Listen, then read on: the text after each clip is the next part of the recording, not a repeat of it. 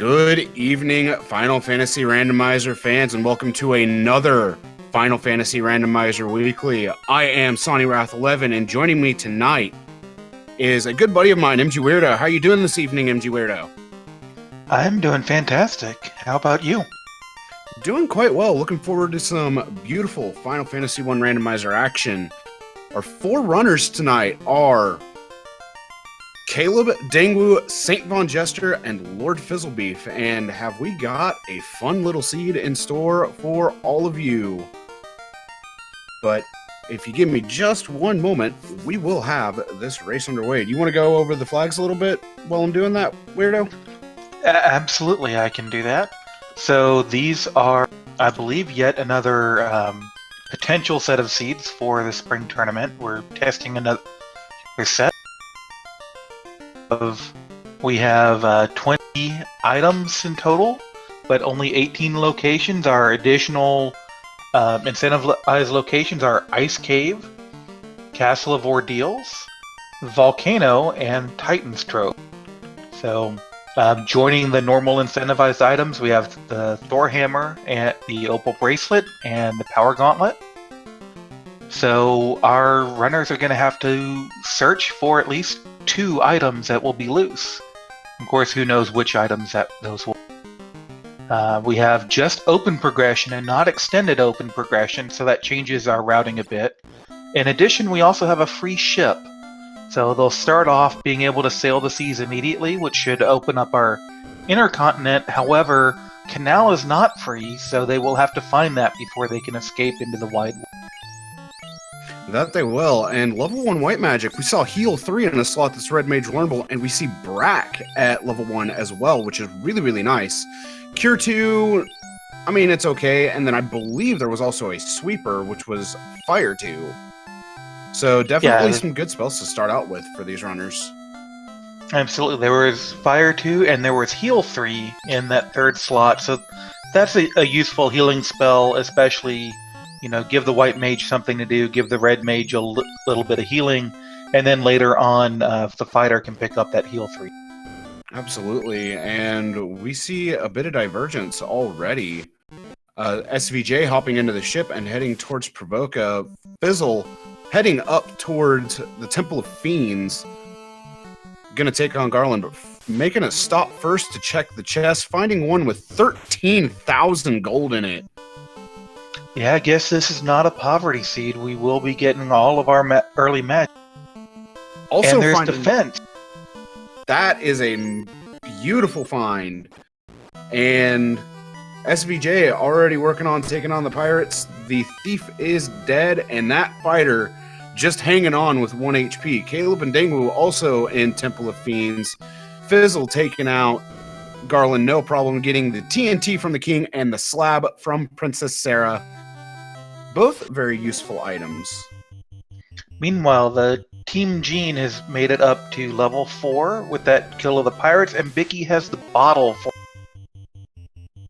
Ooh, and the cube is located in Provoca's shop. And we're getting all these items early and not much of a place to put it. I did see a gold bracelet in that armor shop in Provoca for about 12.5.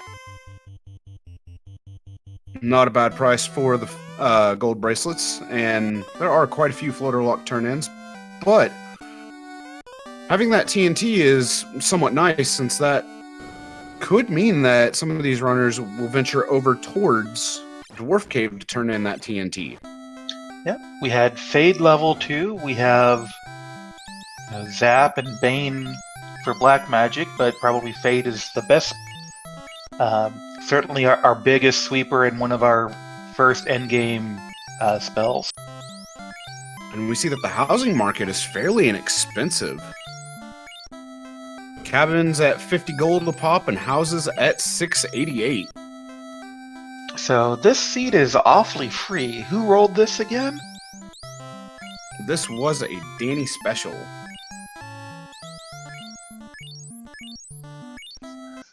Well, hopefully she's got something, a loose chime buried in marsh, or something to make this a little more interesting. And again, if we get an early floater, we'll see a lot of divergence and people going all over the place. I mean, imps with wall. That's a little interesting. Yeah, I don't think it's going to do them a whole lot of good, but they can still cast. Ooh, Dang deciding between Zap and Bane. Definitely picking up Lock. Lock, a very nice spell to have. Yeah, especially for your endgame. We do see most of the runners going back and forth, flipping. The ones that went to Garland are now in Provoca. SVJ went to Provoca first, now he's clearing out the... But Caleb is the one doing some new exploration for us, heading up to Matoya's cave. Now Dangwu taking on the pirates. Getting Fire 2 off, and Fizzle also at the pirates getting Fire 2 off with Nuke. I mean, the Black Mage Nuke, not the actual. And there's a ribbon in Matoya's cave from Caleb. That's a pretty free check, especially if you're going to turn it, get Crystal eventually, so we are getting all defensed up. And as pointed out in chat, that is a very fancy hat to find, especially this early on in the seed, since that does give a lot of status attack protection. Yeah, status attack, the magic resistance, especially as we're getting through those middle levels. I mean, sometimes, honestly, those were the hardest ones for me to learn, was how to get through from level 4, 5, 6 up to 12, 14, 15, and that ribbon will certainly help a lot there. I have to agree, the ribbon is an extremely useful tool to have, no matter who you are. Dang, finding out sharks have glare. That's not something you really like to see. Well, fortunately, they only glared at Will, so he's able to make his way up to Matoya as well, while Lord Fizzlebeef is heading straight to the Dwarf Cave. We're going to get that TNT turn in, and let's see if we get some meme strats from him as well. And SVJ resetting out of a few encounters. Inside of Dwarf Cave, there's a Pro Cape and 5,500 gold, almost 5,600. Getting 3 hoorays from the dwarf. Well, I got my meme strats I was asking for, and then some. Ooh, that is a ruby from the dwarves. Which means that there's going to be something in Marsh.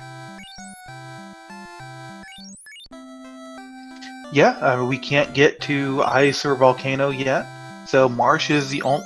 We can't get into any of the treasuries because they're locked. So there must be an item in... Well, no, yeah, it has to be in Marsh because Northwest Castle, again, you'd need the crown or the key to get into those chests. Key specifically, crown to just check Astos, but Fizzle's going to give us our first look at level 3 magic. Lit 3, Lit 1, Temper, and Saber on the black magic. Both Temper and Lit 3 being very nice to find. And what do we have on the white magic? Life 2 is not going to be Red Mage learnable this seed. Yeah, I am a fan of Rainbow Mage. I like my white mages. Just having that Life 2 or even Life 1 sometimes is really, really... I saw it in Viz 2 there for level 4 magic, and then Nuke for black magic, as well as Quad X. Absolutely.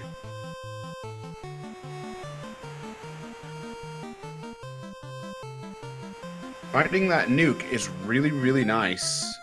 Dingwu now in Dwarf Cave, about to turn in the TNT to obtain the ruby. And SVJ on his way back to his ship. Gur Ogres have Frost. Ooh. Yeah, that makes that ribbon really, really nice. SVJ forgetting that you have to find the canal in this seed. Sure he wasn't just bonking off in some sort of... Maybe I've been watching too many other games lately with all the glitches and such, but fortunately this version of Final Fantasy doesn't have too many of those.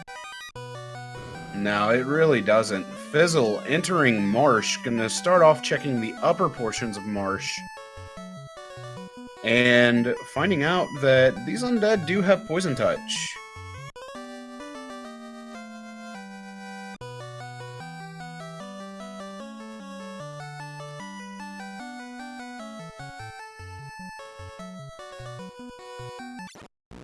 Yeah, I imagine SVJ might give us some poison sound effects.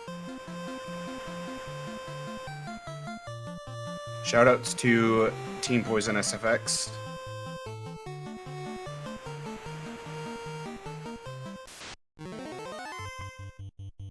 And SVJ now in Matoya's cave, gonna pick up his ribbon as well as that nice house.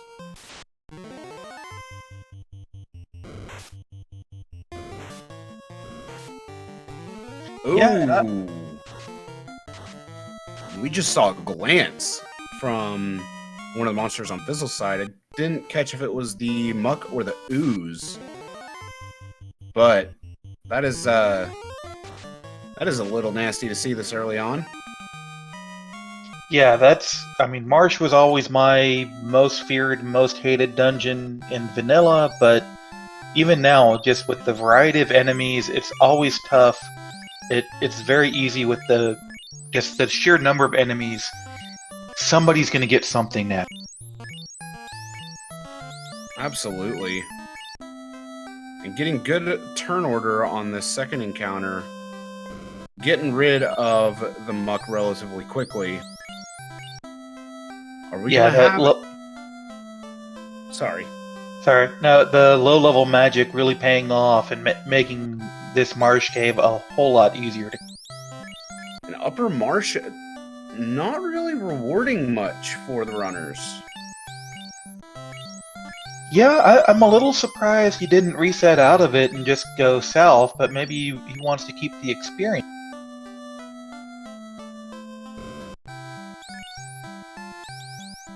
A question in chat from Faywinds. If anyone else has bought the cube yet. I haven't quite caught if anyone else has bought the cube. Alright, ding. Poison, resetting right out of that and running back in. Yeah, I think that was the same encounter that Fizzle ran into early. Also, on the left side, we do see a couple runners in Elfland, so the seed, as you said, is pretty linear so far. It's kind of forced us all into Marsh, and that's where everybody's headed, or is working their way. Absolutely. And Dang is just making a beeline for the bottom of Marsh. Checking the linked chest. Very smart. That almost certainly going to abandon Marsh Top, but you can get that gold from either. Alright, what is going to be in Marsh? There is an opal armor. Alright, great for later, but we need to promote before we can wear it. I do think all of our parties have a fighter today, which is interesting. I know we've been playing with seeds and playing with experience, trying to find a balance between do you want a fighter, do you want a black belt, do you want a thief? And we do have, I believe, 2 parties with thieves. So they can either run the thief or the fighter late game, but they'll probably decide a little bit later depending on what gear they find. Or they might run both. Yeah, that's very possible. Ooh. Stone Touch coming from, I believe that was the Nightmares. Yeah, I'm gonna watch the other fight to see if, from Lord Fizzle to see if they... no, we don't see that.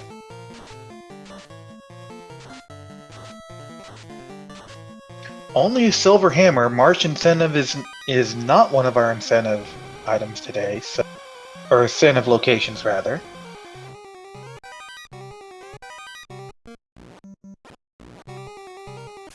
All right.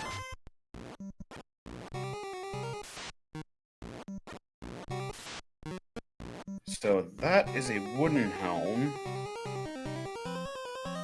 Also, shoutouts to Team Poison Sound Effects. And there is the canal in the upper right chest of Marsh.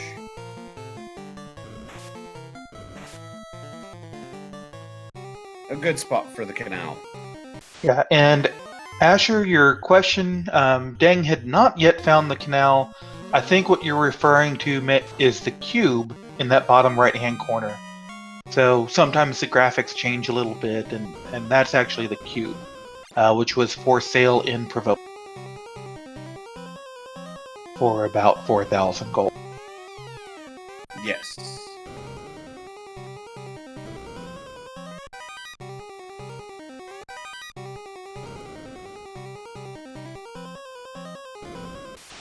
So now we've got some people hoping for a loose in-locked marsh, which, you know, I gotta admit, I'm a fan of that. I am a big fan of that. If there is a locked key, or if there's a key item hidden in Marsh Locked, that would be amazing to see. Sometimes I feel like that. I don't like things like that where it just ends up being one person takes a random guess, and that's the only reason that they're able to pull ahead. But it's also probably the last location in this game I would ever check. So maybe I'm a bit biased there. Gambles are gambles. You know? And Caleb's taking a grind, and unfortunately has to reset out of it. Oh, that was a death touch, I think.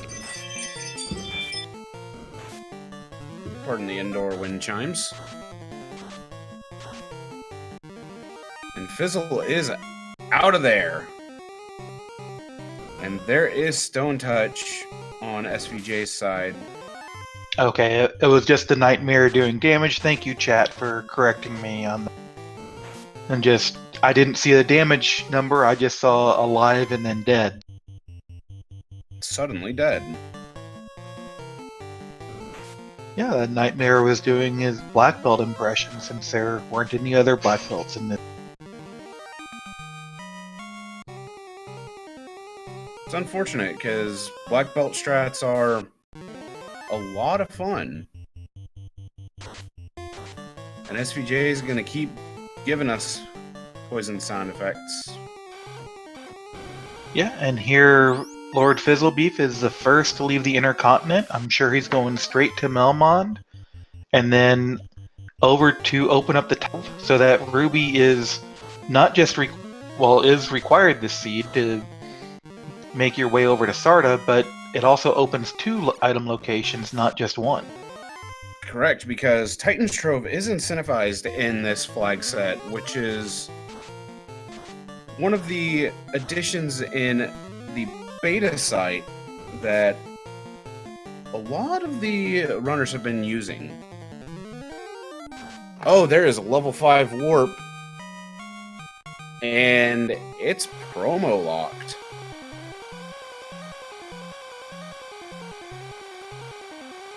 So we do get our slab translated. Or no, he's just checking. If these runners want warp, they will need to promote, which is fun? Question mark.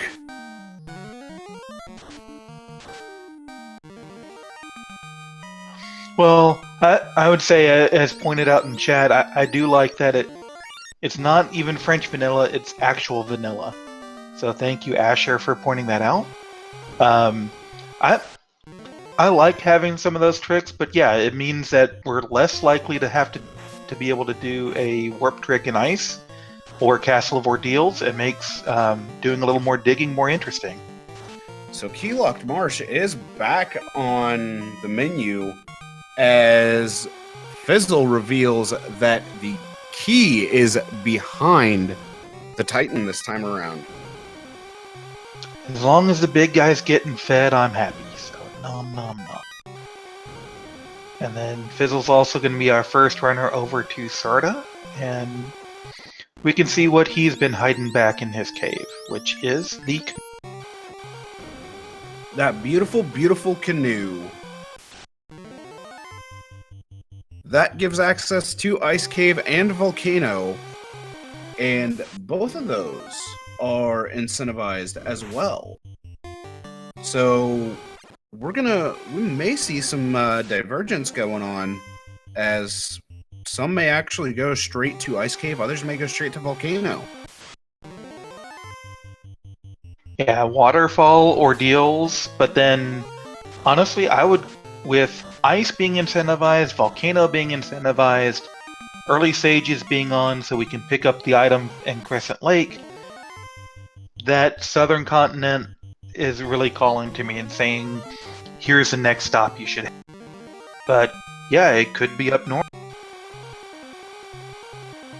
There is a possibility of it being up north.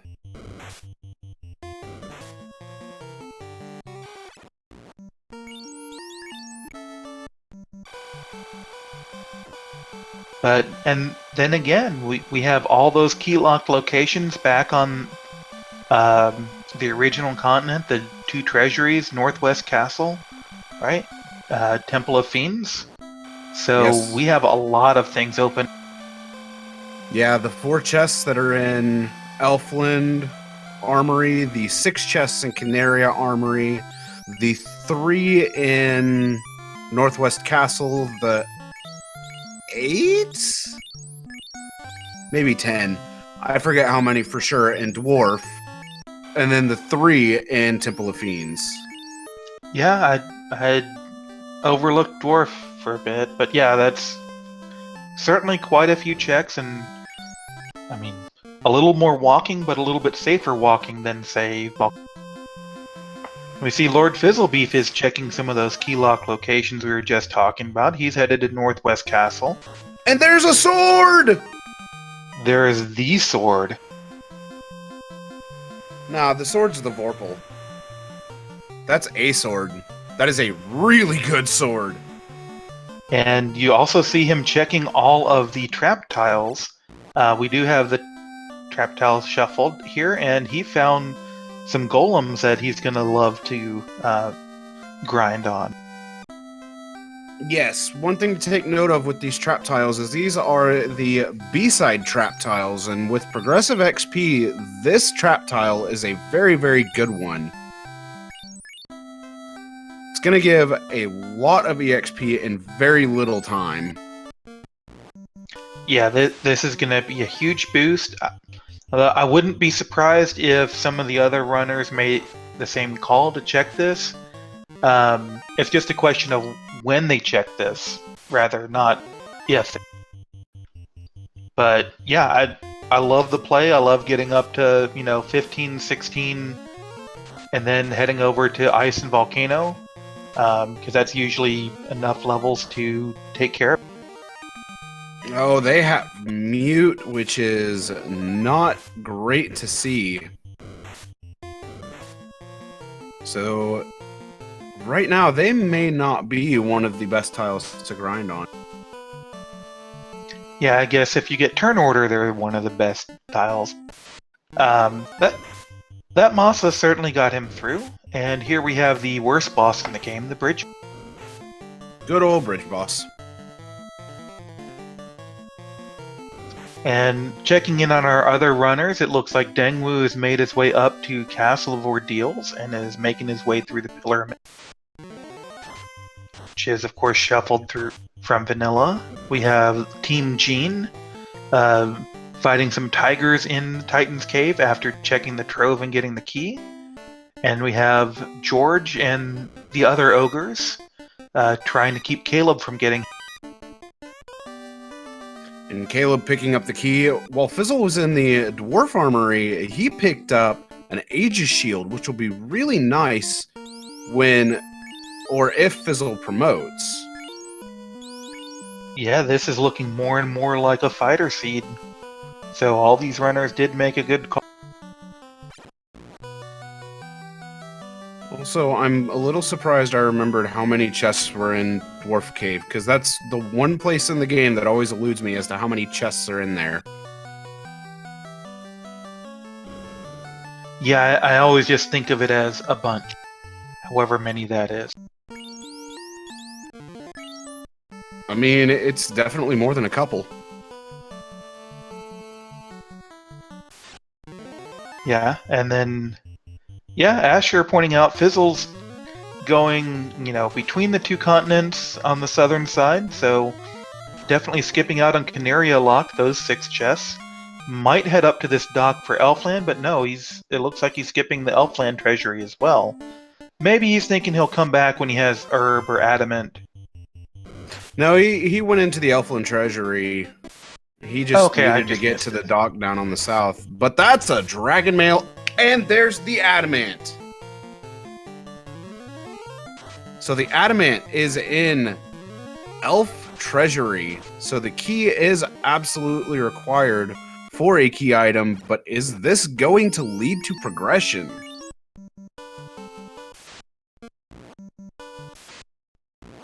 That could be absolutely required, and then that's going to be a long time to find for a lot of the people. Dengwu finding a bit of a consolation prize in Ordeals with the Sun Sword. So it's a great sword, it's an endgame sword, he can certainly use it now, but I would say Fizzle's play has paid off a little bit better, Masa being just that bit more powerful. I have to agree. SVJ is going to give us the look into Canaria Armory, and I didn't quite see what the adamant turned into. Smithy McBeard Sword wasn't crafting a sword today, he was crafting the Power Gauntlet. So this is, you have a fighter endgame kit complete. You have a weapon, you have Power Bonk, you have Dragon Mail, Aegis Shield, a ribbon. I mean, your fighter is 100%. I mean, you can pick up that Pro Ring, which I believe was in the Elfland armor shop, and have a caster wear that. Dengwu in Ordeals, he finds the rod. And finds an absolutely beautiful tile alongside the rod with a multi-Gurmadusa tile. That is a lot of EXP and a great tile to grind on, if the Gurmadusas do not have anything nasty. And that's a great call, partner. It looks like he is going to do that, healing up right. Heading back into the fight. Throwing out Fade charges, getting rid of Gurmadusas like they're nothing. That Fade is slicing through them like a hot knife slicing through butter. In the Black Magic shop for level 6, we see Fire 3 and Ice 3. 2 very nice spells to have. And what is the Circle of Sages holding in this seed? That is a crystal. Are we going to see Fizzle return to Matoya? I think you're still looking for enough items that you do turn it in. It's just a question of, do you head through Ice and Volcano maybe first, and then head over to and then head back to Matoya, and that's what it looks like he's going. He looks like he's headed toward it. One of these two. And we might see our first Fiend kill. Caleb picking up the Sun Sword in Ordeals. Hasn't found the Mosmune yet that's within the Northwest Castle, but definitely has that great consolation prize. That Sun Sword, like you said, is an in-game weapon. Fairly strong one, yet it does drop off in power. Right, but it's one of the few that you can use before promotion, too. Absolutely. Yeah, I was just going to say, it looks like our two bottom runners are both kind of exploring the same chains, where SVJ is picking up some of these locked items, and Fizzle has finished doing that and is on his way through the vault.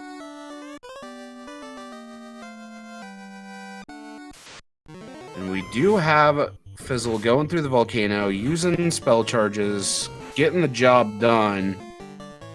There's still one loose item on the table to be found.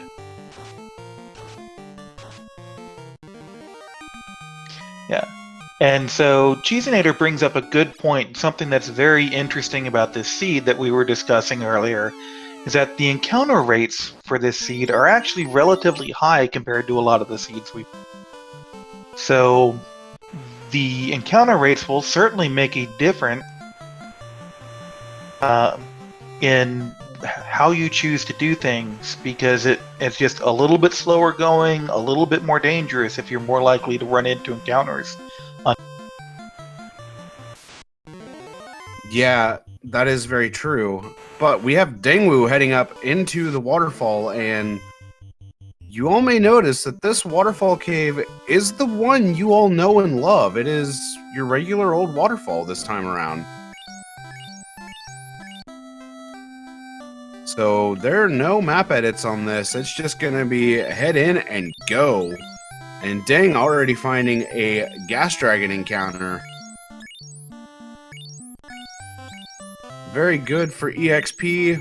See how healthy it is. It's got more than 300 HP. But the question is, how much more than 300 does it have? Well, he's done about 220 so far, but He doesn't have another charge of Quad X.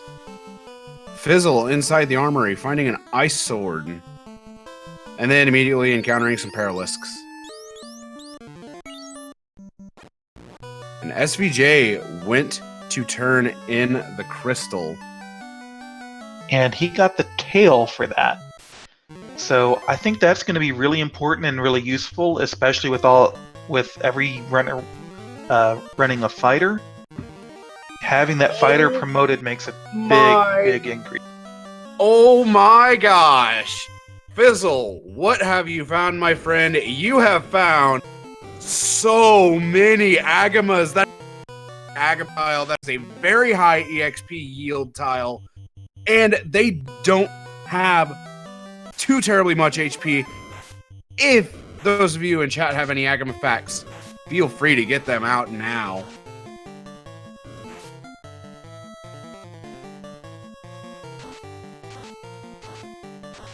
And there was Excal in the armory as well, so we have every single endgame sword except for that one. Well, I guess we have it, the blue one floating in the bottom right corner of SVJ's screen. I was about to say, we always have that sword. The game changer never leaves us. Dengwu is up. He's made it to the waterfall treasure cavern and found the black shirt. I did not see if he actually spoke to the robot yet or not, but I don't think he has. He's finding that gas dragon everywhere. That's another pro ring. That's a good find.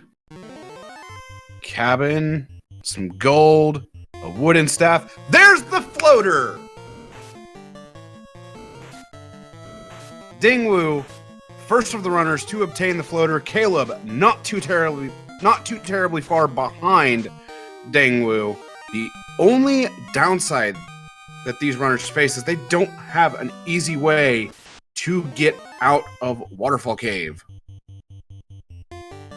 Yeah, you're right. And noting that Warp was promotion locked, like you said earlier, is really coming back to make a difference.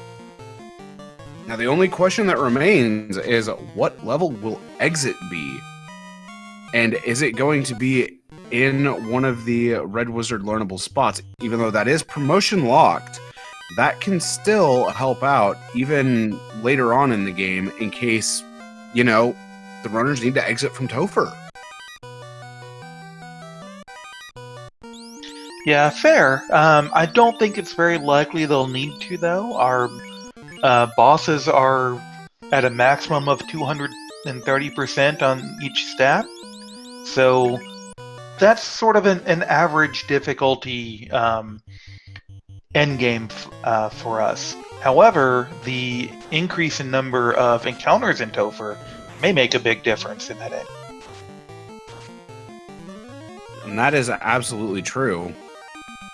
There are 2 ice swords so far in Volcano, and there's a falchion as well. Fizzle getting the double red giant encounter. And SVJ finding the multi-agama tile. Yeah, Ooh. for a second I thought Dengwu might be in Volcano when he hit the double mud goal at the same time as Fizzle found the double red giant. So Caleb got some information. Mummies have toxic. Yeah, that's not fun. And as you said, mummies are important information because they'll show up in a bunch of other places. They're one of the more common enemies.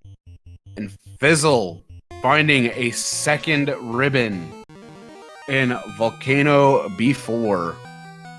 In the room that's literally all the way north of the Agama room. Well, and since we know that the Agama are unlikely to be Agama, Agama are now water. All right, how healthy are these waters? Because if this is a water Naga tile, then this is another great grind tile. I don't think this can be a water Naga tile if it's got 6 waters in it. You might know those encounters better than I do. It is just waters based on their positioning, and that's what I was thinking, but, you know, prospects are prospects. Yeah, and even the 6 waters tile is not a bad tile. The only downside on that tile is that those waters were quite healthy. The Agama tile, on the other hand, wasn't quite as bad, since you did have the potential to one-shot it with Nuke. Granted, it does require a somewhat high roll on Nuke. It's not the end of the world to achieve. Oh, absolutely, and waters hit a little hard compared to a lot of other things too. But it's still, he took it once, he got his XP from it, he's up a couple more levels and moving on. Already sitting at level 19 across the board. Dang running with Will stoned, Caleb just getting out of Waterfall, reboarding the ship and heading towards the Ryukon Desert to unearth the airship.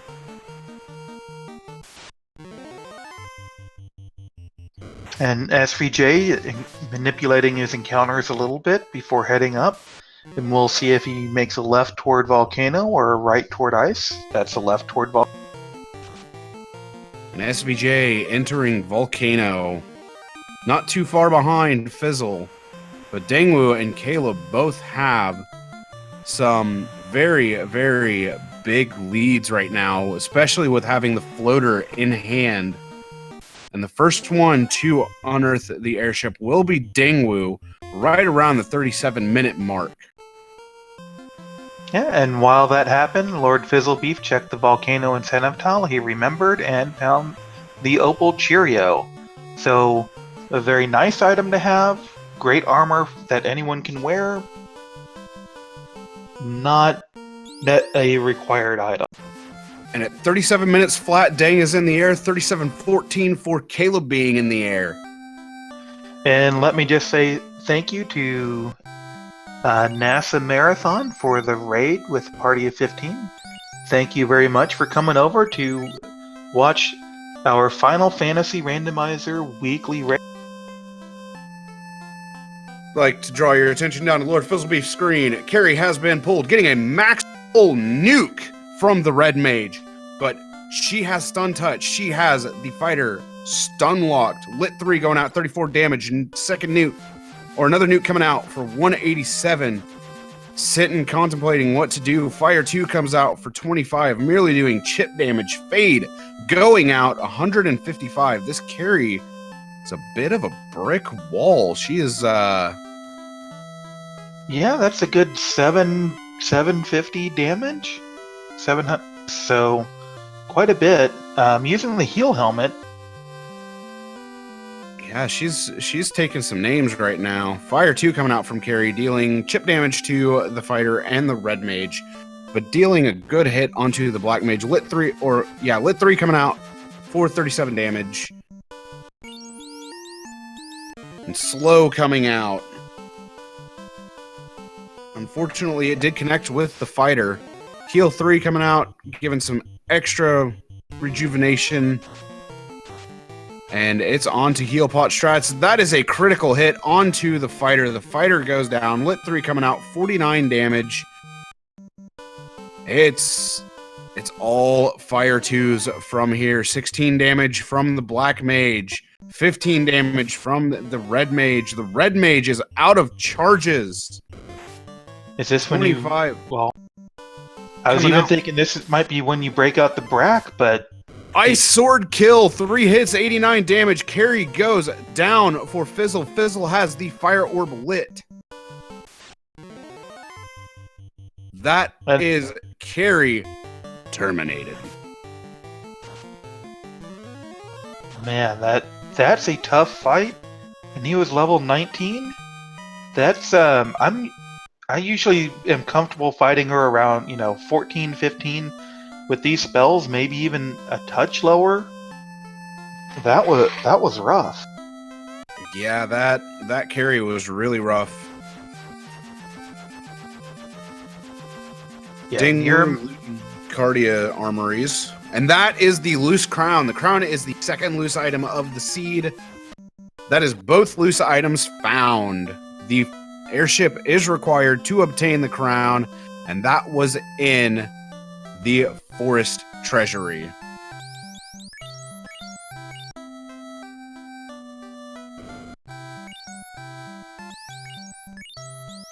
Yeah, Cheesinator letting us know while we were enthralled by Lord Fizzlebeast's dive through volcano and our first orb.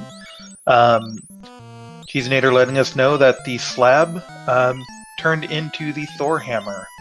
So that is all 3 of our equipment incentive items that we found so far. The Opal Cheerio in Volcano, the Thor hammer in Lefane, and the Power Gauntlet from Smithy McBeardsword.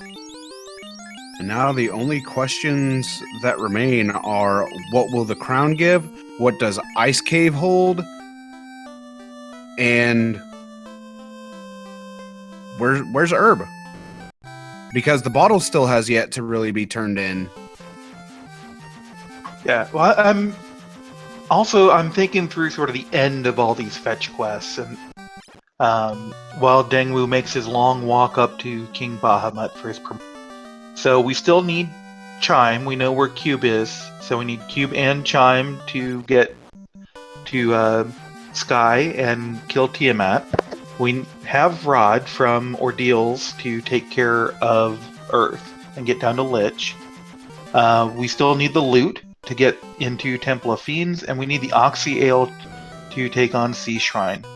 So everything else, I think, is just a fetch quest, so every item we have remaining is going to be required. All of our fetch quests are going to be useful.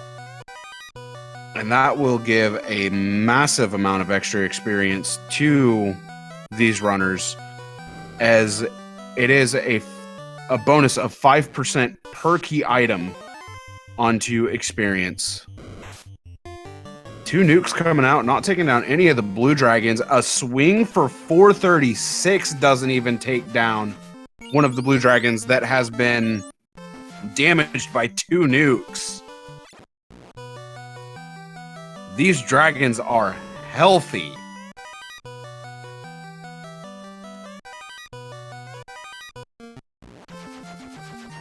Yeah, this is... I would not want to play with those blue dragons. SVJ pulling Kari, getting a temper out, and has Kari confused.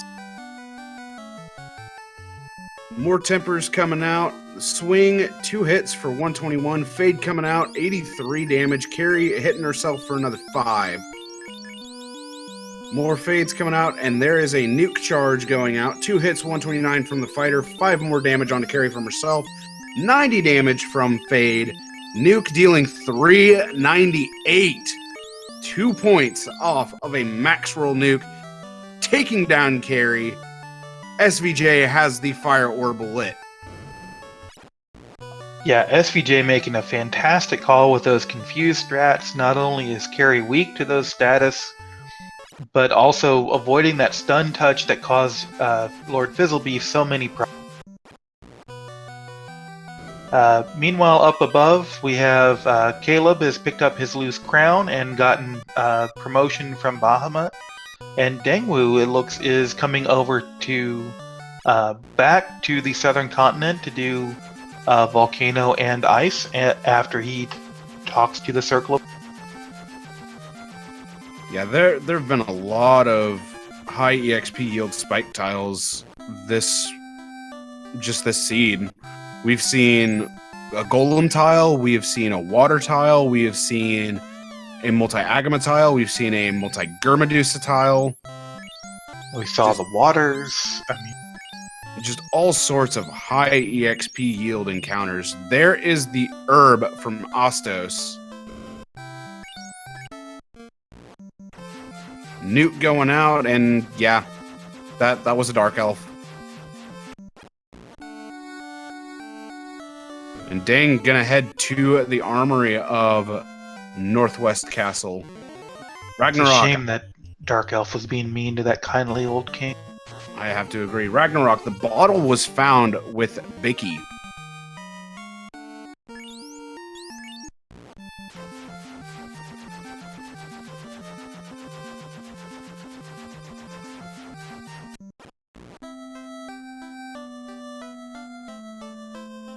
And Dang heading to turn in the herb. What item is the prince holding on to today? The prince wakes up and gives the Oxy Ale.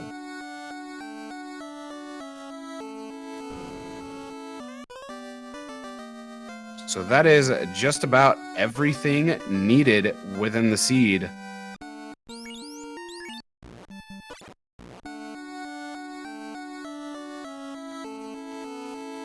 And that is a beautiful, beautiful trap tile. There is the loot and ice.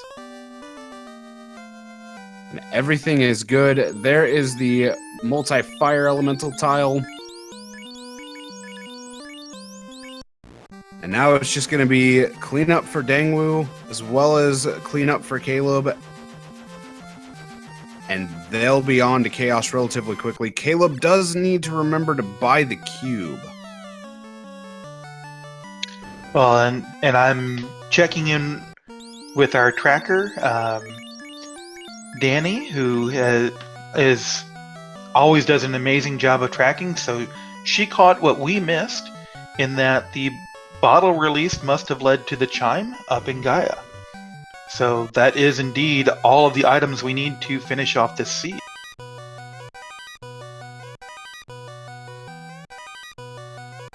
Yes, major shoutouts to Danny for tracking. She does such a good job with tracking. It's one of the hardest things to do in the randomizer itself, or in any randomizer for that matter. Tracking is an extremely tough job, and Danny is quite the amazing tracker.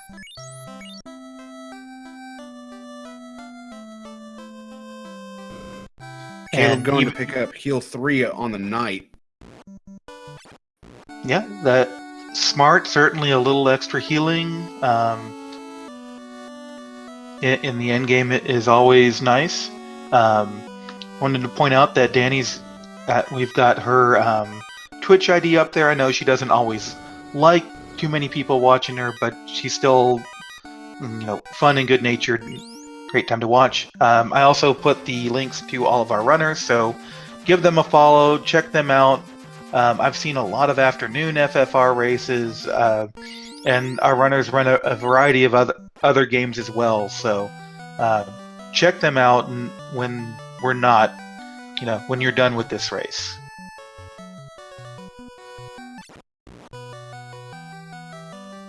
Dane going to check the trap tile, realizing that's not a great encounter. And just warping back out, while Caleb is also in ice.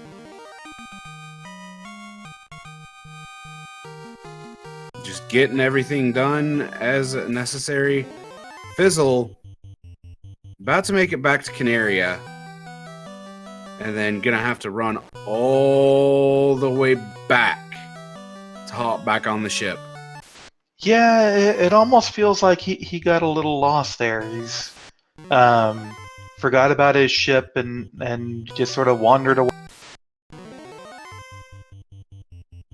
And unfortunately, he'll be kicking himself once he finds that floater in waterfall. Yeah. Well, I don't know that SVJ will feel as far behind, seeing as you still have to use the canoe to get. Well, I guess you don't have to use the canoe to get through to Volcano and Ice, but it's still a much shorter trip than the long walk that Fizzle just. Absolutely. All right. Asher. Sorry, so we have a question in chat. So the last loose is not progression and Caleb isn't vendor mode. The last loose item was found. It was the crown in Cardia Treasure, which led to the herb, which led to the Oxy Ale. And so that is required. And then the vendor is the cube in Provoca that Caleb still needs before he goes over to Sky. Unless he has it and we just didn't notice him get it. He does not have it. Unless he's just purchasing heals.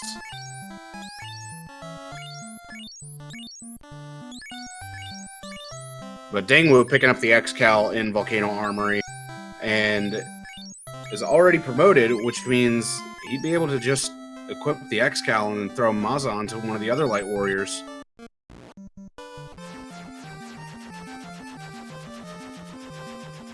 Yeah, for that matter, he could throw the Maz on the Black Mage and use the Sun Sword on the Red Mage. Caleb does have the cube. So Caleb is also in a great position with this seed. Yeah, so that makes Caleb and Dangwu both in go mode, but with no orbs lit, while our bottom two, who followed mostly the same path, while Saint Von Jester and Lord Fizzlebeef went through the southern continent, that Crescent Lake, Volcano Ice area, have their first orb lit, but our missing floater are still missing a number of items that they need to complete this seed. Fizzle is sailing towards... I'm going to take a wild guess and say Ordeals first, and then we'll stop in at Onrak and hit that beloved waterfall cave.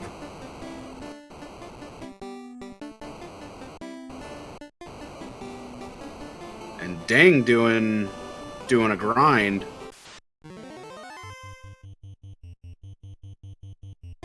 Lost the Black Wizard along the way, but goes back to resurrect the Black Wizard, resets, and is going to head back into Volcano, while Caleb is already about to be at Carry. And Caleb making a smart play here, recognizing that he does not need the item in the incentivized Volcano chest, which it was our Opal Cheerio, so he is going just straight to Carry and not even worrying about what's over there. First nuke going out, 392. Second nuke going out, 288. There's the stun touch from Carry. Fade going out, 107. Getting a better fade roll than a lot of the other runners have so far. Fire 2 coming out from Carry. You know, dealing negligible damage at best. 167 coming out from the first nuke. Second nuke, 169. Third nuke should kill. Yeah, 340. That is a dead Carry for Caleb.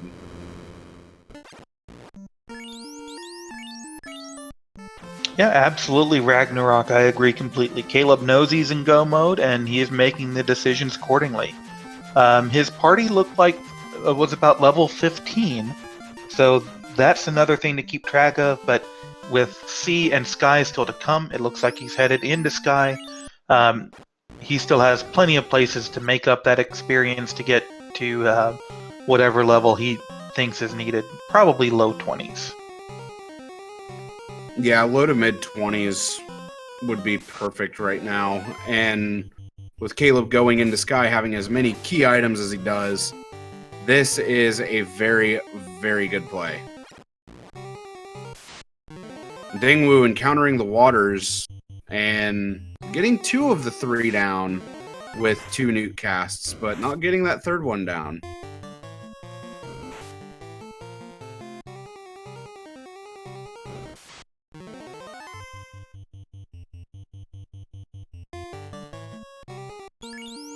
And now at the Mummy Whiz Mummy tile, gonna pick up the item, but gonna lose the fighter along the way. Yeah, like you said earlier, those mummies are not fun. Between toxic and slow too. Yeah, these mummies were pretty nasty overall. Dangwu gonna run for carry.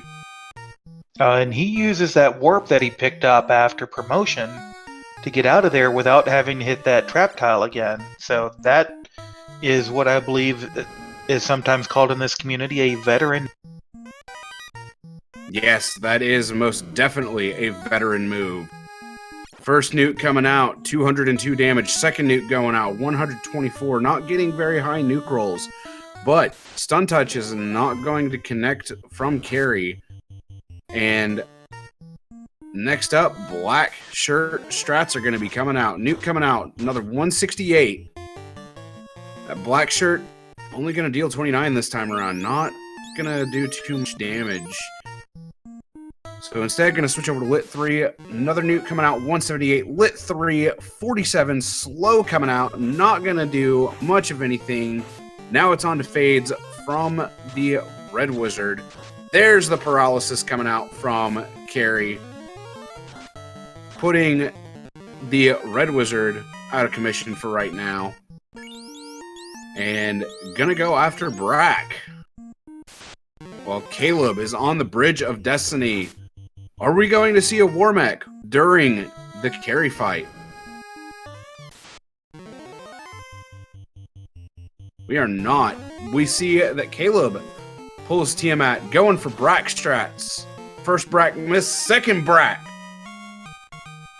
hits Tiamat, broken into pieces, terminated. Caleb has 2 orbs lit now and gets the T-Rex encounter. There is our steak. And that is prime Wagyu. That's the rare stuff. I do need to give a shout out here to Falconic for gifting 5 subs to our viewers tonight. So thank you very much, Falconic, for those gift subs. They're very much appreciated, especially since I'm one of the lucky people who got one. We haven't hacked this RNG. No encounter manipulations. It was not loaded, I swear. But yeah, with the little bit of a struggle that Dengwu had with Carry, and looks like he is going back down, and Caleb has pulled into the lead, at least among our featured runners. And Fizzle is in Waterfall, picking up that floater now. SVJ also in Waterfall, soon to be picking up the floater. I gotta say, both of them probably are not feeling very good about that. There's stone poison coming out from the Cerberuses. Cerberi? Think of a plural for them. I got nothing right now. Cerebi, yeah, something like that. And we see Out of Bounds Bat as well on Fizzle's screen. Shout outs to Out of Bounds Bat. If you have bat, then everything's alright. All right, Dingwu going in. Take 2. Throwing a defense sword. Getting a nuke out. 169 damage. Fire 2 comes out.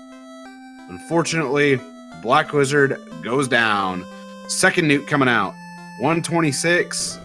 And there's the melees that stun. 2 hits coming out from the knight for 209.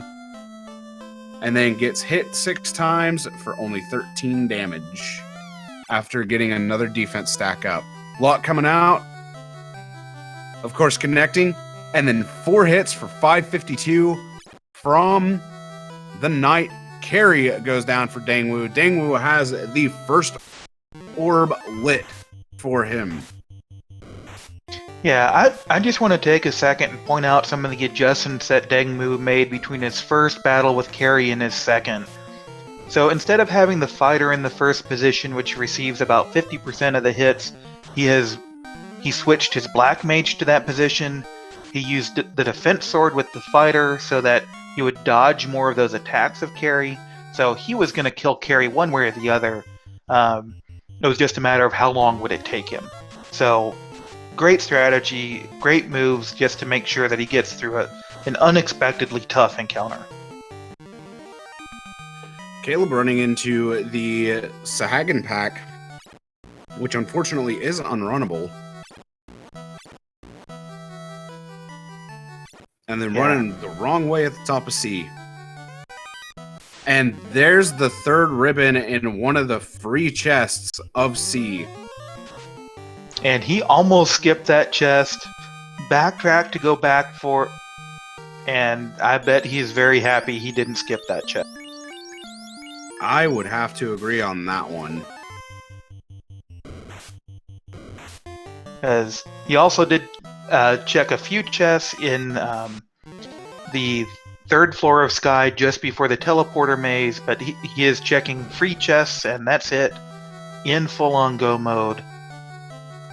Dengmu, meanwhile, has made his way up to Sky Palace and is taking on a pack of bad men. He still might have a ways to go with experience. We'll have to check in and start paying attention to that as we close in on these last few requirements to defeat Chaos. Well, those Knight and Red Wizard are both at level 21, where the Black Wizard is at level 17.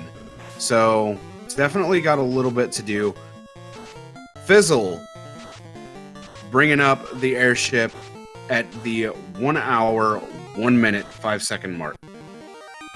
Yeah, that's about 25 minutes behind Dangwu's time, if I have the math right. Yeah, I know math on Twitch, but still, that's quite a bit of an advantage that both Dangwu and Caleb have over these bottom. This is a Final Fantasy game. We don't need math.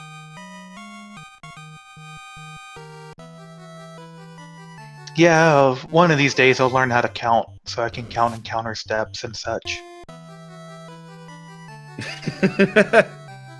Well, I like it.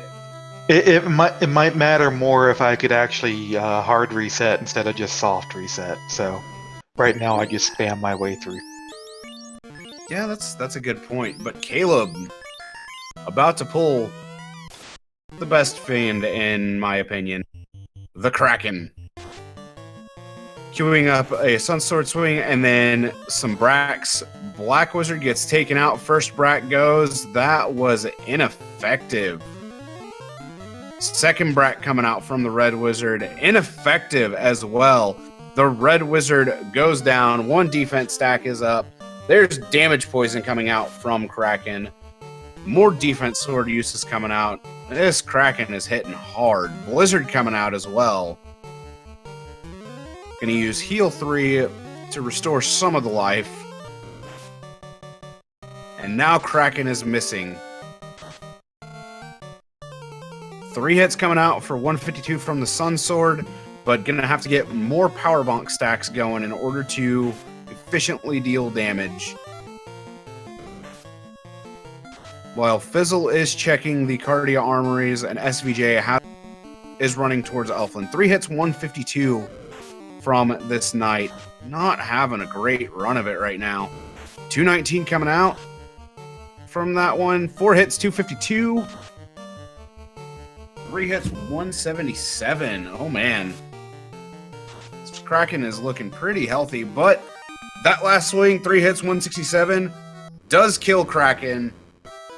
Caleb, with 3 of the 4 orbs lit, is ready to head towards that beautiful, beautiful Earth Cave to go disrespect Lich and be ready to break the 2,000-year time loop.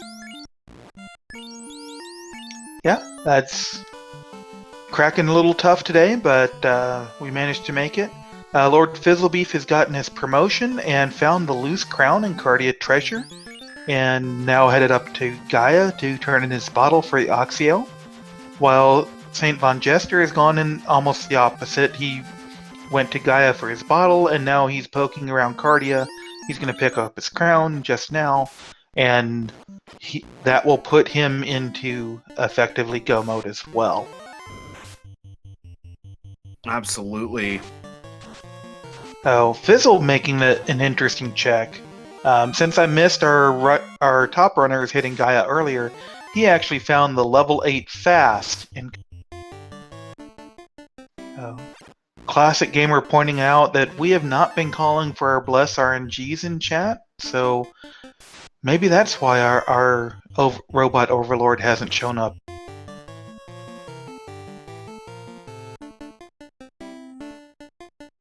As Dangwu is making his way up the Bridge of Destiny. Level 8 black charges are 26. Certainly in range, especially for Fizzle, who's been running that 3-man party all game. But keep in mind that he needs to be 25 or 26 before he enters the Temple of Fiends, because if he levels up while he's on his dive, he'll gain the possibility of having a charge, but he won't gain the actual charge until he rests. Dang is trying to give us our good boy, the mech. But so far, the mech's just been avoiding Dang altogether. Are we going to see our very, very nice robot bro sometime soon?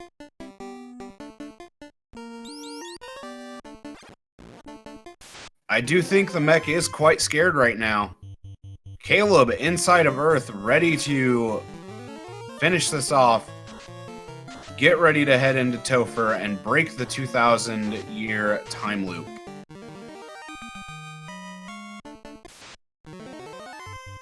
And Mech is still avoiding Dang.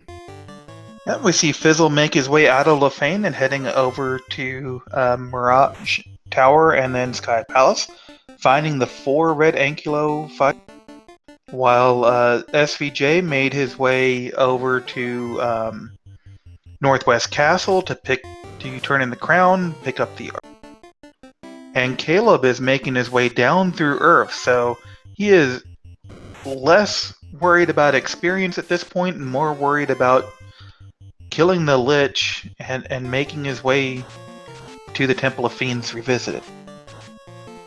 Dang's still trying to find that mech boy for us. And so far, Mech has just not wanted to appear at all.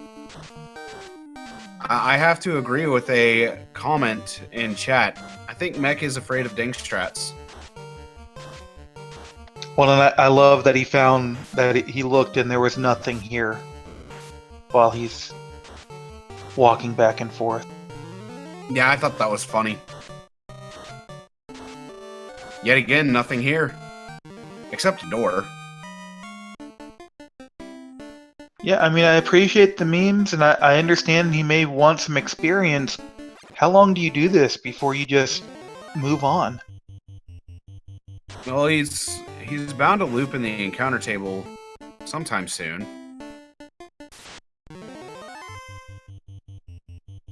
I hope. And Caleb getting blocked by a bat.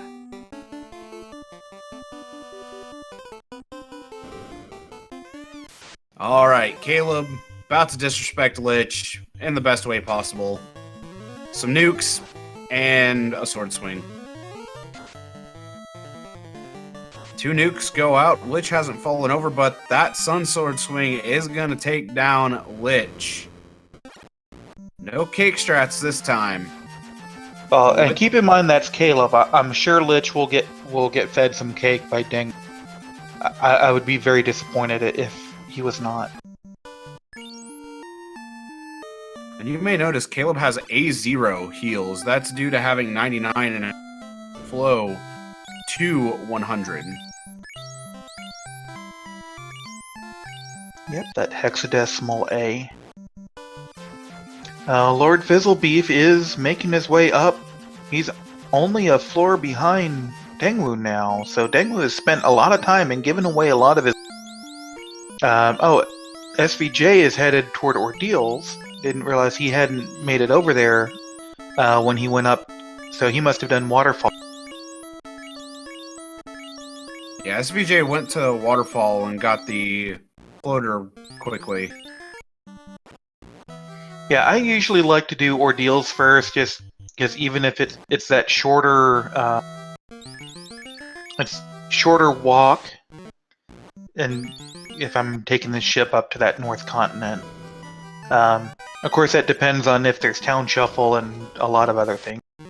So Caleb has entered Topher. At 1 hour, 9 minutes, and 49 seconds.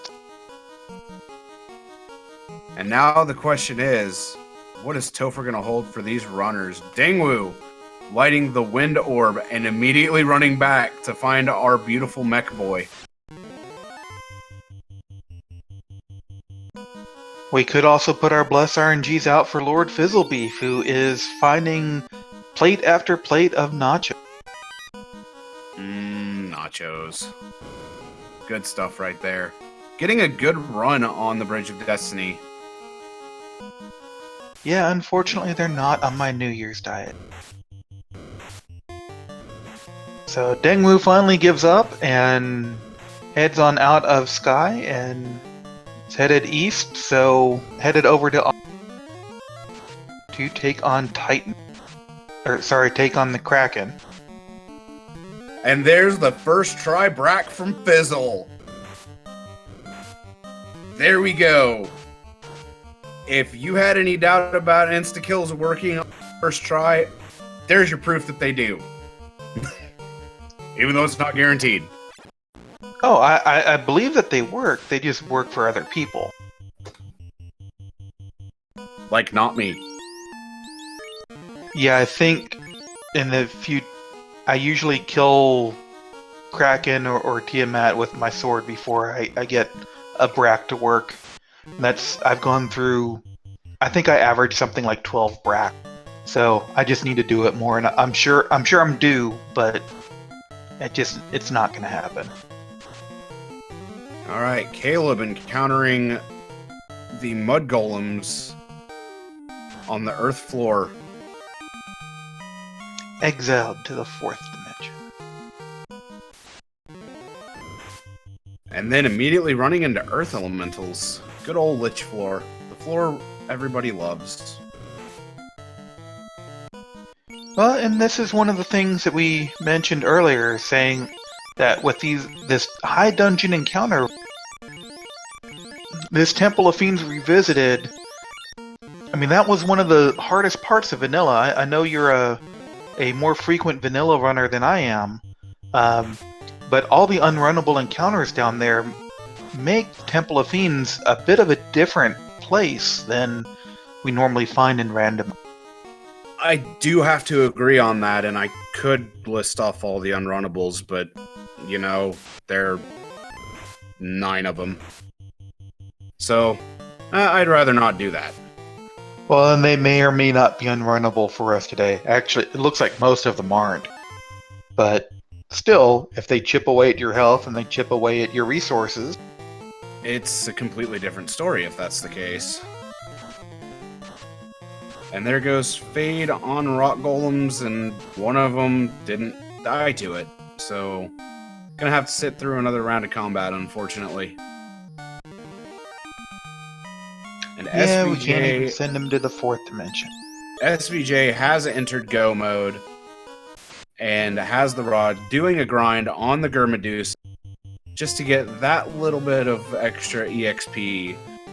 It's a very good tile to grind on since it does have a high EXP yield for having such low HP, so it's not going to take long to do. In that time, Caleb just absolutely disrespected Lich altogether. There was something there? I thought it was just some clothes that he just walked through like a curtain. You know, that sounds about right. Alright, carry 2. Nuke coming out, dealing 105. 4 hits for 200 from the Knight. Another nuke for 157. And carry just attacking normally. Dealing 177 to the Red Wizard. Another nuke coming out for 306. Carry 2 is down for Caleb. Now, we enter the territory of... Are we going to have gatekeepers here? Yeah, Carry 2 did have a lot of health, just all those nuke charges, and pretty good rolls on those nukes took her down pretty. Absolutely. Oh, and Caleb getting a hero run here. That was beautifully timed. Yes, that was a gorgeously timed hero run, like the hero run Fizzle's getting through Earth Basement 4 right now. And onward to Earth B5. About to take on Lich as Dengwu is about to pull Kraken. Are we going to have a double Kraken fight? I do believe we are about to have a double Kraken on screen. Big brother and little brother. One of which is about to get bracked more than likely. 3 hits for 395 from Dengwu onto Kraken. As for Kraken 2 on Caleb's screen, Kraken 2 opens up with ink. That is a free turn for Caleb. Nukes coming out, 126 damage, defense sword going onto the Knight, giving 2 evasion stacks. That might be extremely useful if this Kraken does punch hard. Out of nuke charges on the second Black Wizard. Lit 3s are going to be coming out. Looks like out of nuke charges almost altogether. But that nuke for 210 does take Kraken 2 down. Nothing to worry about. Yeah, Lord Fizzlebeef, meanwhile, made his way through Lich, stumbled over a couple of giants on his way past Lich, but I think they might have given him more trouble than the Lich did. Dengwu had one of his I believe his Red Wizard get knocked out by Kraken, went pure melee strats, but still managed to not blast his way through Kraken 1. So, three simultaneous Fiend fights, 3 successful fights for our runners. We have some orbs to light up, and then we are moving forward. Caleb heading down to Tiamat 2. Yeah, Caleb is in Tiamat 2, has lost one of the Black Wizards to damage poison, just lost the Red Wizard to a melee attack. And there was a question in chat, was White Shirt ever found? To put the answer short, sweet, to the point, no. Nobody ever found White Shirt. Yeah, not that I saw. And I'm sure Caleb would have been using it if he's using Temper's going out onto the fighter, as well as Powerbonk's Tornado coming out. That Black was live with 1 HP. And now it's dead. 4 hits for 234 damage from the Knight. And then 3 hits, 51. That is with... I have no idea how many temper stacks. It's a healthy amount of temper stacks, I'm sure. That is a nuclear! Caleb is in lethal range. And there was Blizzard taking Caleb's Knight down. Yeah, so on our right, Dengwu and Lord Fizzlebeef have switched places, where Dengwu was in Sea Shrine and had killed Kraken. Lord Fizzlebeef was in Earth and had killed Lich, and now they are fighting the other fiends. where SVJ looked like he was grinding a bit on the Skirmaduces in the Temple of Ordeals. So I think he's about to make his way back and start clearing out these fiends. One thing I'm wondering, what adjustments should Caleb make on this dive?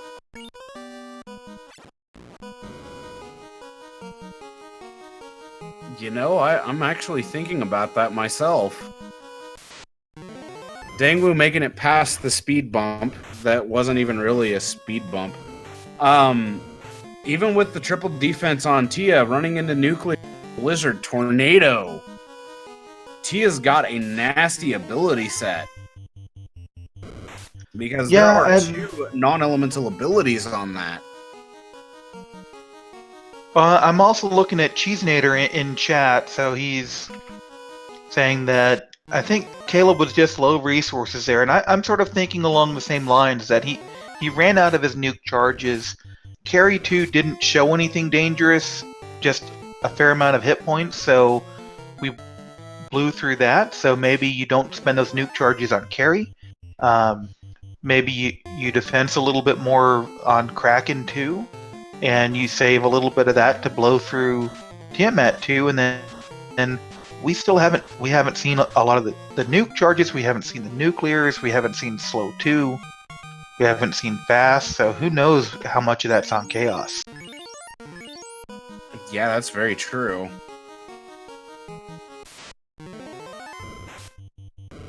And Fizzle getting Brack on Kraken, getting the 4th orb lit just before Dangwu does. But Dangwu, not that far behind, has a shorter distance to fly to get to Topher than Fizzle does. Kraken getting bracked. Caleb about to be back at Lich 2. SVJ into Sky. This is going to be a massive race going into Topher.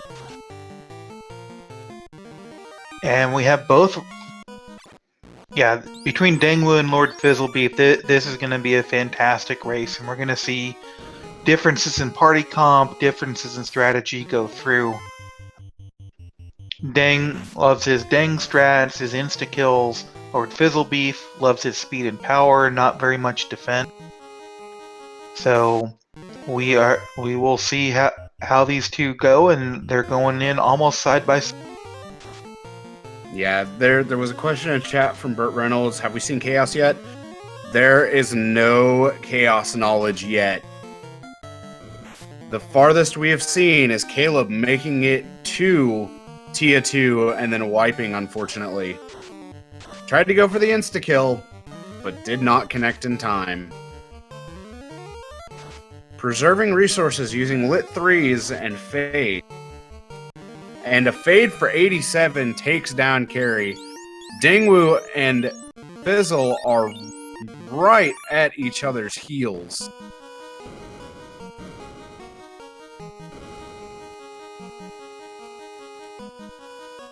And unfortunately, Fizzle not able to get out of the encounter, allowing Dangwu to pull ahead just a little bit, but Dangwu gets a bad ambush here.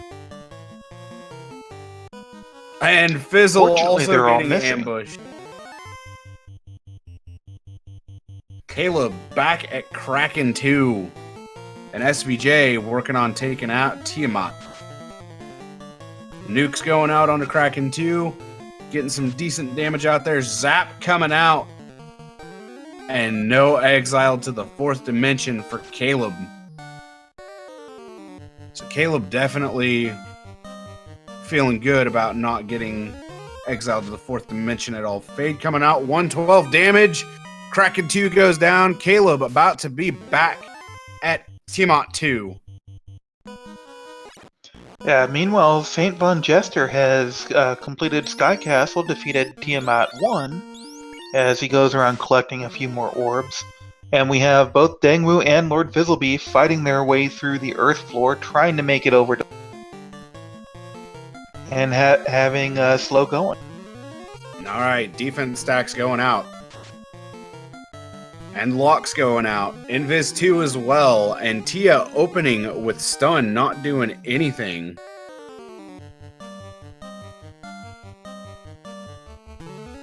And now more Tempers coming out. Another Lock going out onto Tia. And Tia throwing out an attack onto the Red Wizard. Doing a little bit of damage, nothing too terribly much. More Tempers we're definitely going out. Getting a bit more defensive with Invis 2 on top of the defense sword. And some healing magic, heal 3. And that was 4 hits for 166. That was some low damage coming out from Caleb. Yeah, high absorb, high evade, pretty reasonable number of hit point. That's a tough fiend. Especially nuclear blizzard tornado. And 2 of the Light Warriors are definitely in range of being obliterated by tornado if it comes out. Yeah, I know we saw life 2 and that was white mage only. And I don't know that we ever saw life 1. So no way to pick up those dead warriors if they go down. Yeah, we never saw life 1. Tia is quite beefy.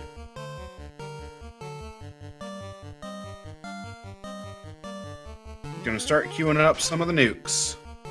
Fade coming out, 141 damage. Tia 2 goes down. Caleb has all 4 Light Warriors up and is about to head into chaos. Stops and heals before he takes a step. Good idea. Lord Fizzlebeef making his way down to crack, while Dengwu has just finished off Kari and is making his way through the seafloor. And Caleb looking at Chaos and saying, Chaos, your time has come. Opening up with Temper, Lock, Invis 2, and a defense sword used from the Knight. Trying to get as much evasion as possible. As well as powered up. Ready to go. Ready to take down Egg 3 Chaos. gets one-shotted. I mean, that probably wouldn't be very much damage.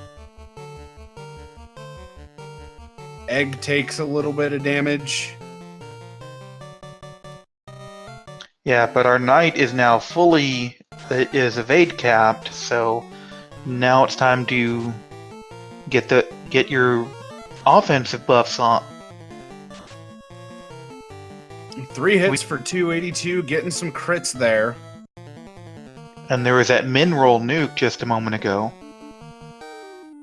Definitely unfortunate to see as SVJ makes it through Kraken 1, Dengwu on Kraken 2, and Fizzle on Tia 2, getting a lot of damage out onto Tia 2. She is not long for this world. Yeah, back in our Chaos fight, I saw 4 hits for 17 damage, so we're going a couple more Power Gauntlet and Temp. Question in chat from Faywinds, does Caleb have the Masa? Caleb does not have the Masa, but Caleb does kill Chaos and finishes in 3rd place with an official SRL time of 1 hour, 27 minutes, and 4 seconds. Get your GGs out for Caleb. GG, Caleb. That last hit was a doozy. That was, I think, 4 hits for over 1,000 damage. And in the meantime, Fizzle has pulled Chaos. Gonna start off with the defensive buffs. We have had 2 other finishers, Spell Zap with an official SRL time of 1 hour, 1 minute, 36 seconds, and Burt Reynolds, whom you saw in chat, and currently see in chat, with an official SRL time of 1 hour, 16 minutes, 15 seconds. Fizzle is, down to man mode against Chaos. Fizzle is in a scary situation, getting some power bonks out. Bane coming out from Chaos, not doing much of anything. More power coming out. Lit 2 coming out for Chaos.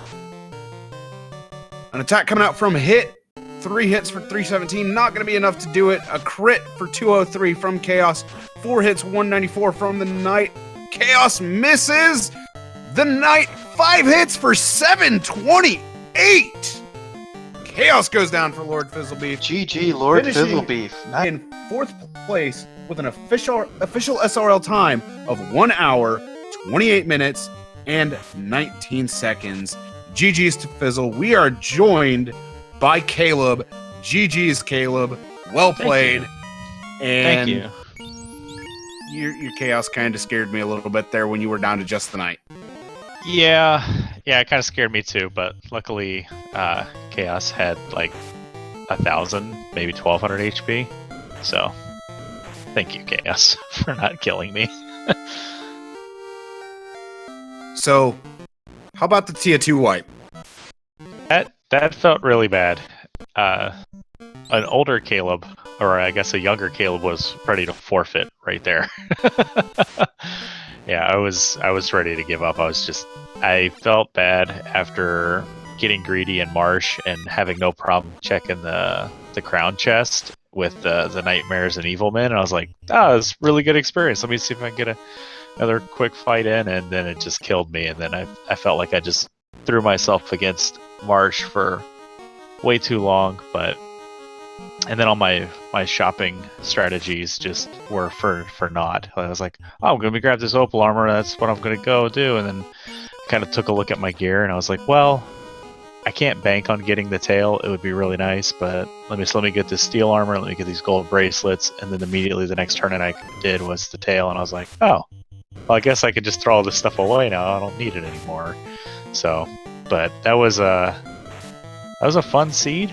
My Galaxy Brain plays paid off. That the 2 loose being in Cardia and then the Elfland Armory just kind of being free along the way, was really nice actually. It made me think that I might be ahead because somebody might have gone and done ice the long way. Somebody may have gone to Volcano, which I guess ended up being the opal bracelet, and I was like, so I might be a little ahead because I second location floater, and yeah, this was fun. The encounter table wasn't fun, but the seat was fun. I was about to say, the encounter table was pretty gross for everybody. And we are also joined by Lord Fizzlebeef. GG's Fizzle. Oh, wow. Hey, Fizzle. Speed and power. So I came in during Caleb's explanation, and I had to stifle a giggle because let me tell you all the story about doing ice and volcano on foot. I was about to ask you about that. So, I'm not so worried about the ice and volcano on foot the first time. I'm wondering how you ended up in Corneria Treasury after doing ice and volcano and kind of leaving your ship. Sure. So after ice yielded not the floater, after volcano yielded not the floater, at that point I was in kind of panic mode. So I knew I was going to have to turn in the crystal and just really, really, really hope that was the floater. Stop in Provoca along the way, grab the cube. I was planning on just resetting back to Provoca if I didn't like what I saw, but I got the tail and a ribbon, and I thought, okay, I'm gonna need both of these. And there's still, there's one theoretical loose still out there, because I didn't know at this point whether loose was gonna be like Thorhammer or loose was gonna be like that gosh dang floater. So I'm already right there, and I haven't looked at Canaria or TOF locked, and I'm just like, if it's there, I will hate myself the rest of the night. So I walked over there, and I told myself, if none of these boxes are floater, reset to Matoya, run back to the boat, and go do the thing we should have done in the first place. It felt real bad. It was like, okay, he just walked over to Matoya. Oh, wait, now where is he going? I was happy to see the reset back. It's kind of like you're already out on the branch. You might as well go a little further. Did someone find a better sword than the defense sword for their knight? What, you mean You like want a to tell him Mesa? about that, Fizzle? You mean like the Maz I had from like 20 minutes in? That one? Oh, I had those 600 gold. I had the 600 gold silver swords for a long time. Caleb, you completely skipped Northwest Castle, which is what held the Mosmune. I thought about checking it, but I was like, no, I'm going fast because I already got everything I need. And because I was just looking for loot at that point, and so I got the crown. I found the loose crown. I was like, all right, let me go do this. And then he gave me the herb, and then I went and did that, and I was like, okay, that was the key. I was like, okay, or no. It was Oxyale, and I was like, okay, now I just need the loot. So let me go look in these quick armory checks. So I checked the Elfland Armory, and found the loose adamant, which turned into power bonk. And I was like, all right, that's fine. I mean, it's fine. We'll go check out like Dwarf Armory, Canary Armory, and nothing came up. So I was like, I guess we're rolling defense sort of today. So, but Well, and there was one other endgame sword you missed. The X-Cal was in the volcano.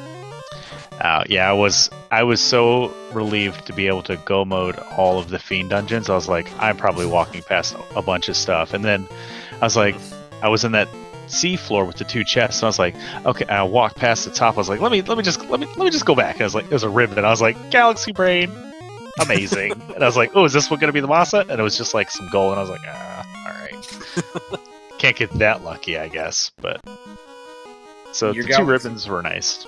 Your Galaxy Brain had to give out at some point. Yeah. Like my Tier 2 strats. Felt bad. Yeah. I think thought we were speed all of- we were all sorry. very happy to see you turn around and go back and get that ribbon. Yeah, I was channeling my inner fizzle and rolled speed and power, and my levels were laughable. I think one of my black wizards was level 16 going into Topher. Oh, wow. Yes, it Yeah. was. And while we're on the topic of Topher, Dangwu has pulled Chaos. Quad X Tia 2, getting some locks off onto Chaos. Gonna get some attack power increased on the knight. First attack, 4 hits for 268. Come on, Chaos. Chaos punching out the black wizard. Yeah. Will the Thief has been having a rough seed, and then App gets punched in. Oh, But- Asher goes down. Chaos has been quite punch happy so far, but 5 hits for 851. Some good damage going out there. Next Yeah, he's swing, got this. 5 hits for 1,115 damage. Chaos goes down for Dangwu, and he finishes in 5th place with an official SRL time of 1 hour, 36 minutes, 21 seconds. GG's to Dang. GG, Tangwu. GG. SVJ is on Kraken 2.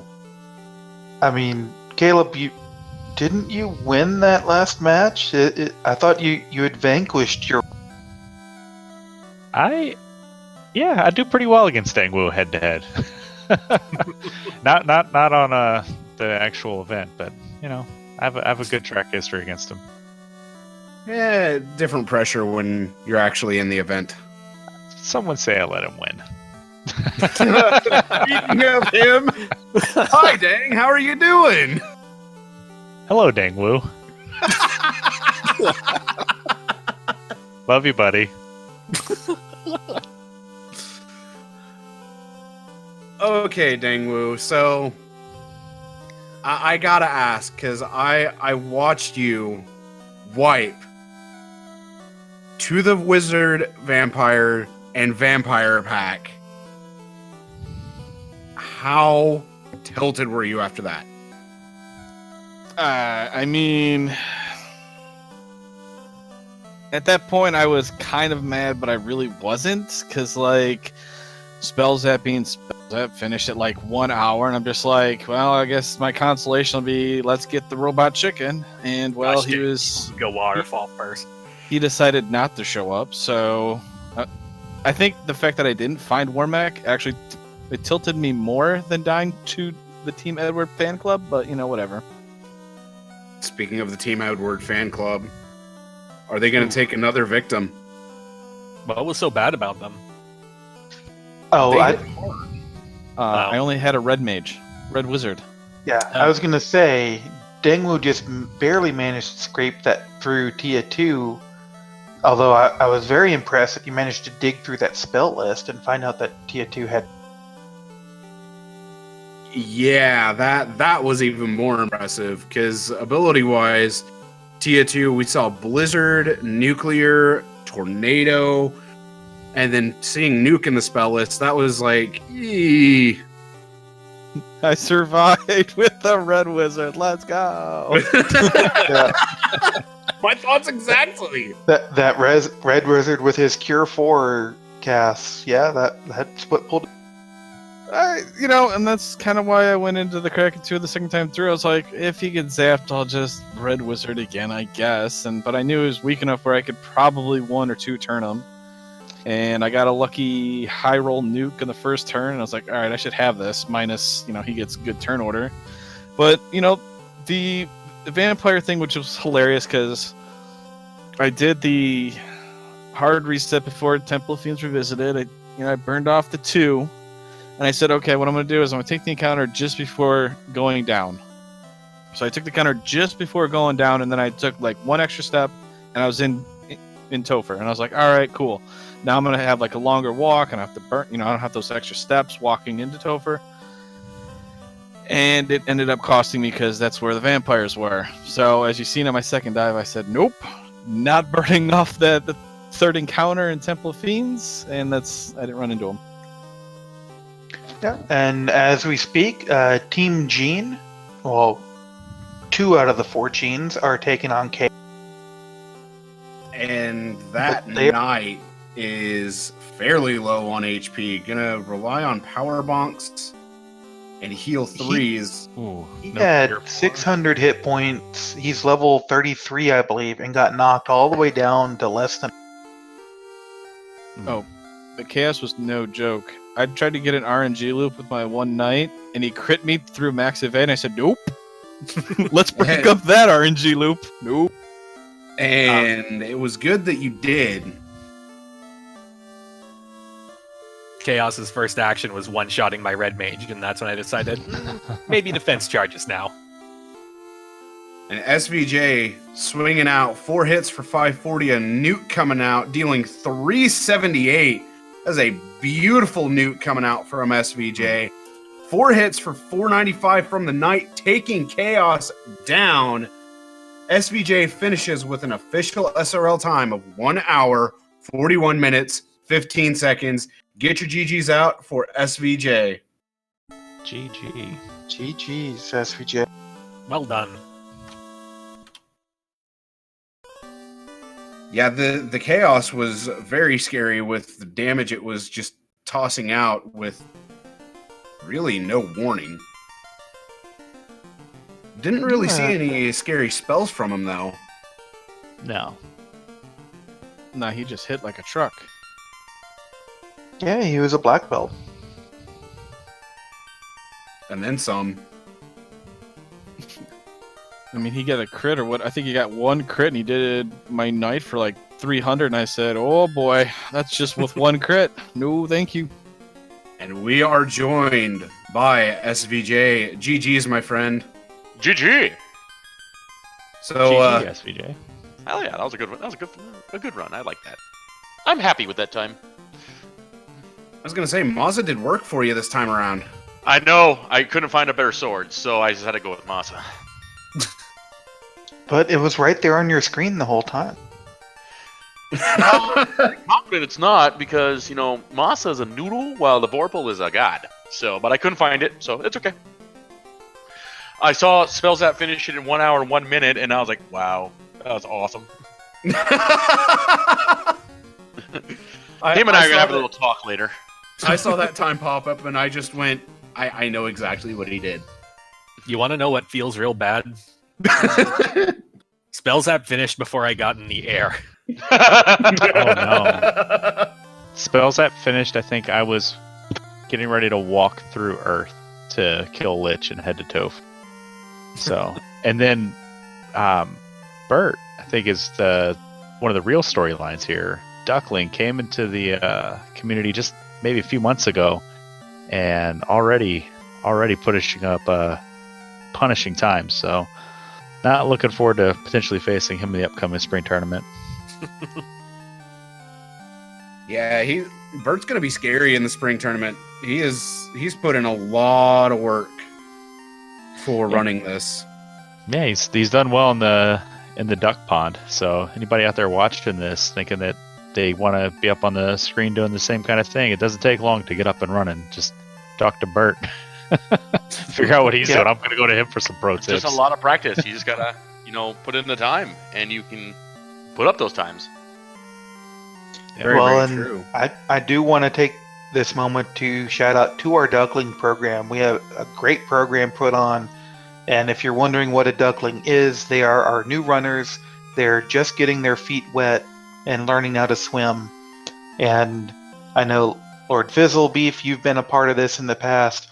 Right now it's being run by Gregly Puff, but it's a very welcoming community and very easy to get started in, and people will help you get going.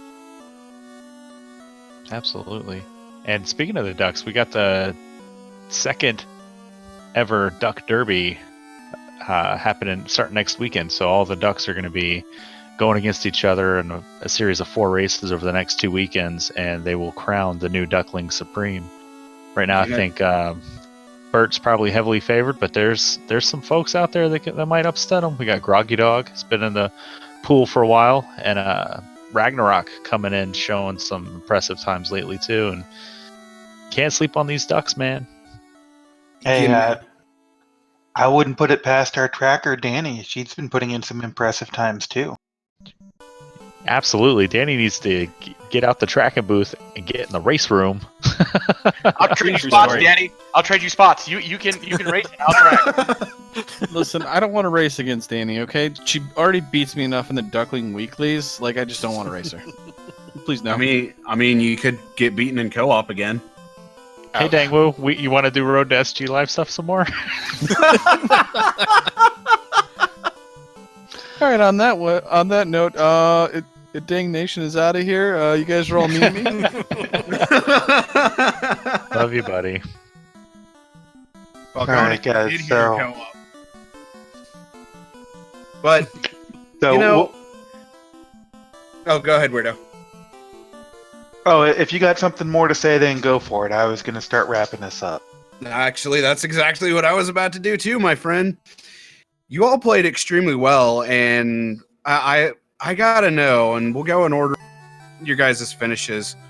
What are your final thoughts on the flag set, how the seed went, and any recommendations for the new players that might be coming into this?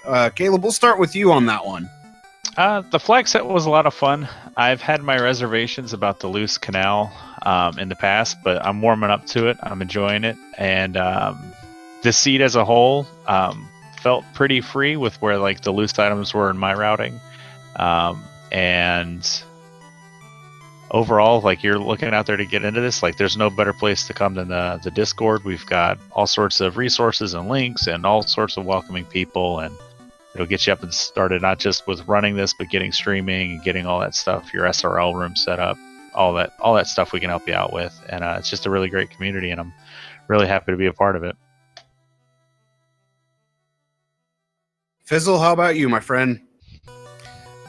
It's important to find your niche, and it's also important to recognize that just because something is statistically the correct play doesn't mean it actually is the correct play.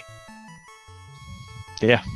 You gave me that advice on my last spring tournament when you were talking about my early waterfall dive when everybody else would go on Volcano. So Yeah, Sham, I didn't listen to it tonight. I mean, gambles exist for a reason, and sometimes you got to play them. Sometimes you're going to play safe. So it just depends upon how you want to play. That's actually very solid advice too. Yeah. Dangwoo, my friend, who is undefeated against me. Your turn. Let me tell you, as long as you're not in any of these races, Sonny, I will not be taking part because I want to keep that undefeated streak. Because Hey, we're gonna face each other in the tournament. You realize, right? I'm gonna hope that you're gonna be on a long like GDQ or something like that again, where you come back and you'd be all tired and stuff, and I have a chance. That was RPG limit break, my friend. That's right, RPG limit break. I mean, I thought I played decently well. I mean, obviously, I kind of, yeah. I mean, it was fun. I mean, I like the marsh thing. I don't know what to say. Like, it's loose canal just makes it interesting. I mean, there's not a whole lot of differences. I don't know where else it plays out of, but more than likely, you're probably going to marsh outside of an early canoe. So. And then that gets really funky, so it's pretty cool. Enemies hated me. I probably should have encounter manipulated, but YOLO. Let's get that 40 experience a pop. Let's go. I thought that was great. You starting off with that encounter events and then just taking the EXP from them. It was the best. I gained one whole level for a charge, and then I had to go back to base. Efficiency. One spell, one level. It really was. I mean, thank you everybody for doing it, or for coming by and stuff like that. I felt bad for Caleb, and I've been giving him a lot of handicap as of recently. Fizzle just happened to beat me just because he's Fizzle and he plays a lot of robots and they're OP, so it's unfair. SVJ, I don't know. I just channeled my inner will, and that's the only reason why I beat SVJ. So I like that. And then, last but not least, the man who converted me over to Team Vorpal over Team Mazza, SVJ. Well, since we're all tooting our own horn, seeing as I was 8th place in the last spring tourney, Cinderella Man. Hey, but I'll just let you guys know that I guess I just have to practice more and bring my A game for that tourney.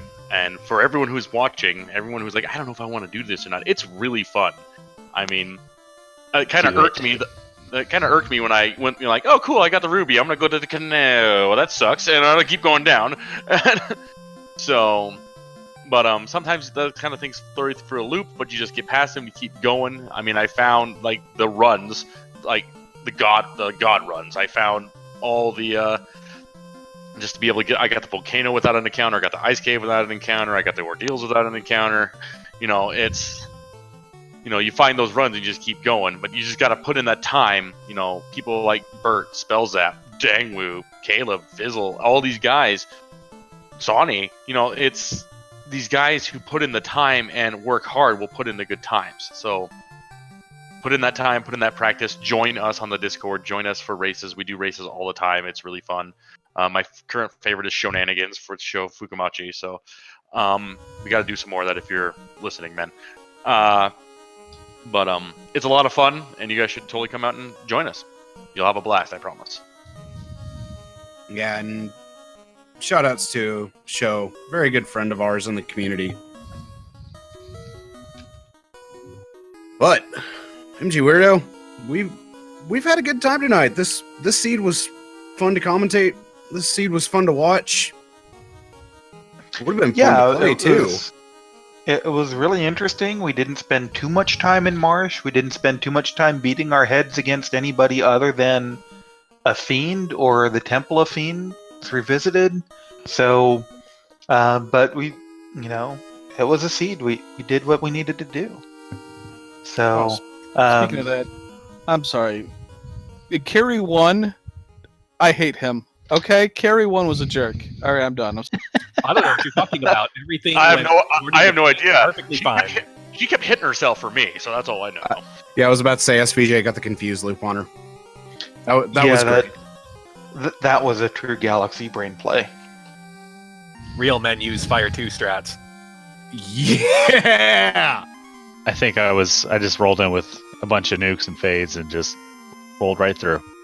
I had not enough of those and then my fighter got permastun and was just like, we're gonna have to come up with a non-damage based plan. And also, our tracker Danny putting a good statement out in chat. Not every seed she rolls is bad. You want some bad seeds? Come talk to me about some bad seeds. I've rolled some pretty nasty ones.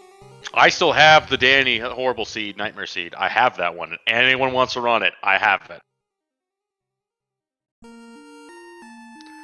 Well, and bringing up Danny, I guess this is where we should wrap up with our shout outs. So thank you everyone in chat that was participating. Ragnarok, Falconic, good to see you again, man. Classic Gamer, Bert, Asher, everybody that was participating.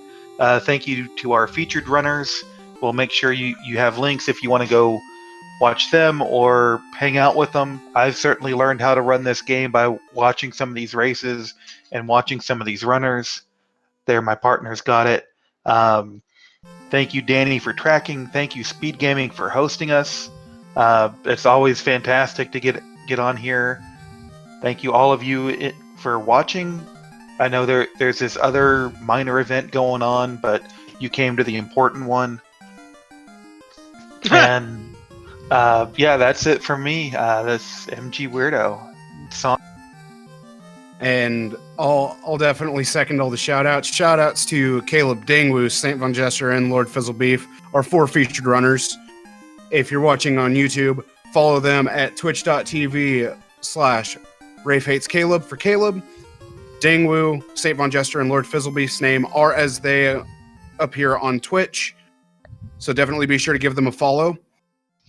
Definitely give a follow to my co-commentator, MG Weirdo, whose Twitch name is as stated in the as stated in the commentary square. Our tracker, Danny3883. And definitely some big shout outs to Falconic. Good to see you again, my friend. And I am Stony Wrath 11. Thank you all for joining us for another Final Fantasy 1 Randomizer Weekly. You all have a great evening. We will see you next time. Take it easy.